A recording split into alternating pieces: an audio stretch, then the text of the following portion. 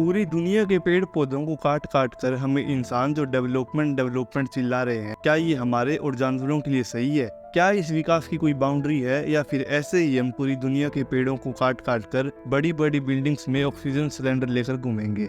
अब ऐसा ही कुछ हो रहा है हैदराबाद में, जहाँ पर सरकार का प्लान है कि 400 एकड़ में उगे हरे भरे पेड़ों को काट कर वहाँ पर इंफ्रास्ट्रक्चर और IT हब क्रिएट किया जाए। इसके बाद कि वहाँ पर सरकार और स्टूडेंट्स के बीच में विरोध शुरू हो गया है। क्या है पूरी कहानी, आइए जानते हैं इस वीडियो में। ये कहानी शुरू होती है करीब 30 मार्च को, जब 50 के करीब बड़े बड़े बुलडोजर और JCB हैदराबाद में 400 एकड़ में फैले कंचा गच्ची बावली जंगल में घुस जाती है और अंधाधुंध पेड़ों को काटना शुरू कर देती है।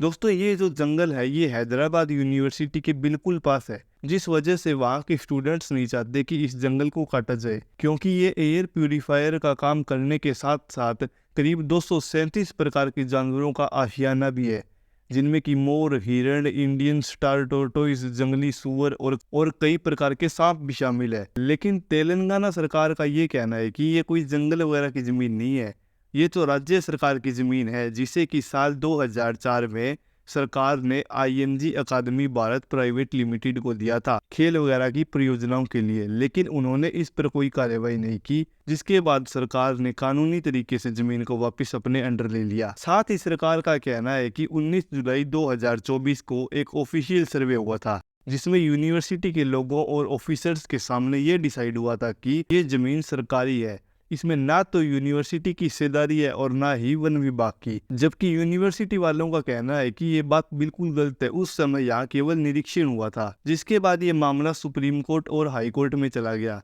जहाँ पर कहा गया है कि जब तक आगे की कोई कार्रवाई या सुनवाई नहीं होती, तब तक बचे हुए पेड़ों को कोई हाथ तक भी नहीं लगा देगा। और साथ ही सरकार से ये सवाल भी किए गए हैं कि इन पेड़ों को काटने की इतनी क्या जल्दी थी कि रात में भी मशीनों को काम पर लगा रखा था। बाकी जमीन चाहे सरकार की हो, वन विभाग की हो या फिर यूनिवर्सिटी की हो, लेकिन पेड़ कम तो हमारी पृथ्वी से ही होंगे ना।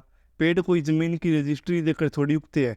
बाकी इस मामले पर आपकी क्या राय है, कमेंट में जरूर बताइएगा।